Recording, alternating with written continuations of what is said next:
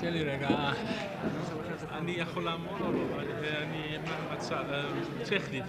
אני צריך לעמוד. הם לא רואים אותי אם אני עובד. הבעיה היא... I said at the time that on some of these questions it would be better if we armed ourselves with that wisdom that comes from retrospection and looked back on the situation a year from now. So here we are on the roughly second anniversary of the ceasefire agreement, which marks a new stage in the political and military and strategic evolution in the Middle East.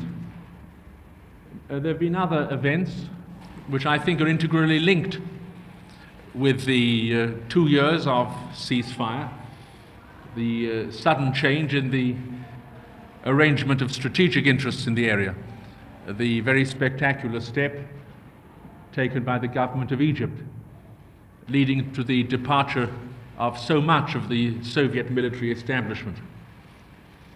There are new combinations being discussed in the Arab world, unions and federations. There is the approach of a period normally associated with renewed international diplomatic activity. I thought that all these subjects were sufficient to justify our coming together. The only matter on which I'll begin with a statement is on the general effects of the decision of the government of Israel in August 1970 to accept the American peace initiative that was then put forward and to respond to the proposal for a ceasefire on the terms that we then accepted. Our government sees no reason at all to doubt the prudence and the efficacy of that decision. Not all our hopes have been realized, but on balance, a forward direction has been taken in the Middle East since then. And some of the dark predictions that were heard inside and outside Israel have not been fulfilled. I'll mention 6 items on the positive side of the ledger. First, of course, the saving of lives. There are human values involved in a ceasefire on both sides. I don't think I need to say more than that. Second, the creation of a dynamic of peace, or at least a dynamic in the absence of war, just as the prolongation of war creates a dynamic for escalation, so the prolongation of a ceasefire creates, as it were, a dynamic for the maintenance, for its own maintenance. It becomes increasingly difficult to violate situations of that kind that becomes established and of greater duration. Third, Israel is stronger, which is a matter of great satisfaction to us nationally. Internationally, this means that the dream of an adventurous solution, which would either abolish or weaken Israel's independence, has become increasingly unrealistic in the eyes of the world, I think also in the eyes of rational elements in our region. Fourth, looking away from our southern sector to the east, there's been a very sharp decline in the influence and the efficacy of the terrorist and saboteur organizations. On the other side, there has been a marked growth of cooperation between Israel and a large Arab community living with us west of the Jordan. Even though this does not, of course, replace the necessity for a political solution defining the national and civic identity of the population concerned, nevertheless, the increase of cooperation and of coexistence has very great significance for the future. Fifth, there have been elements of consolidation in Israel beyond its military strength, to which I have referred. I mean the growth in the national product, the steep rise in export, the renewal of a considerable immigration movement with a stimulating effect on the economy and the society. The significance of this is, of course, that attrition has failed, and that although Israel naturally suffers here and there from the effect of neighboring hostility. There is no real slowing down in the momentum of the national enterprise. There isn't any paralysis in any sphere. Economic, commercial, international, intellectual, the national adventure goes forward. It doesn't retreat, and it doesn't stand still. And finally, in recent weeks, an episode linked, I believe, to all that I have so far said. One of the most dangerous sources of potential tension of the Middle East has been reduced through the decision of the Egyptian government to affirm a greater degree of independence. No, certainly not. The dialogue between Israel and the United States since that event has not revealed the slightest weakening in those objectives and values that we hold in common.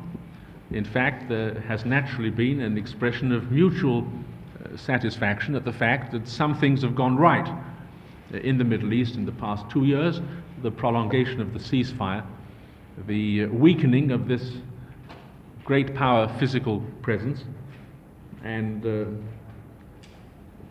a general feeling that the war option is less believed in than before. In other words, since these events, which took place 2 or 3 weeks ago, there's been the normal dialogue between our two governments, and there is nothing whatever in that dialogue.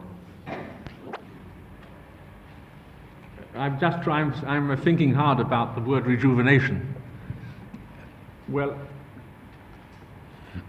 the gap between the parties is such that no mission can succeed as long as the gap exists.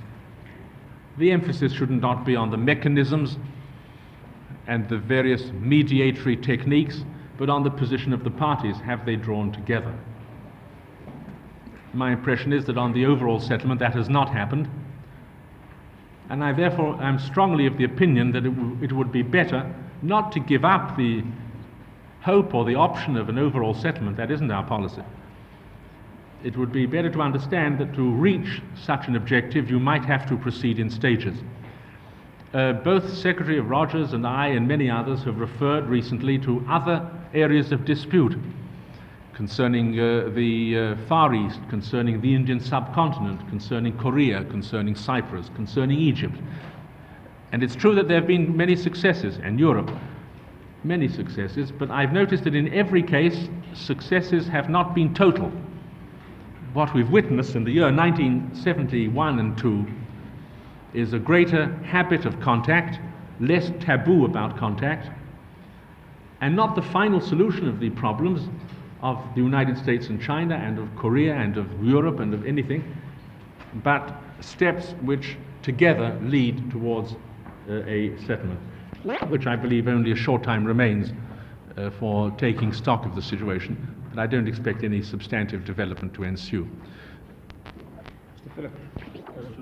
Of meetings which end up with a statement on federation. There have been very many other meetings and proclamations which have not had any effect.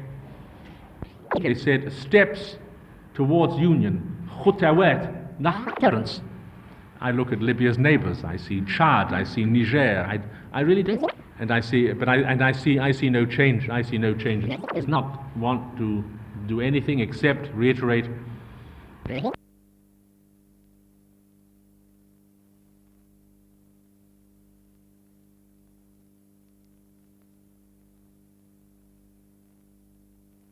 See, frankly, I'm not responsible for the stability of the Egyptian regime, but I don't get the impression that the regime, I don't get the impression that not making peace is such a source of stability. I don't think that's the case at all. And I think that the first Arab leader who gets above this complex, this taboo, and who boldly moves towards peace might really be surprised that I think instead of suffering, he will go down in the history of the Arab people and of the Middle East and of the world as a statesman of high audacity and of success. The impression of danger is based on the view that the Egyptian people basically wants war or basically wants hostility, and therefore to go out for peace means to estrange yourself from that community. I wonder whether that is really, whether that axiom ought to be accepted. It may be that there is a real desire for peace and that leadership is needed to give expression to it. In any case, the first duty of leadership, in my view, is to be willing to push itself ahead or beyond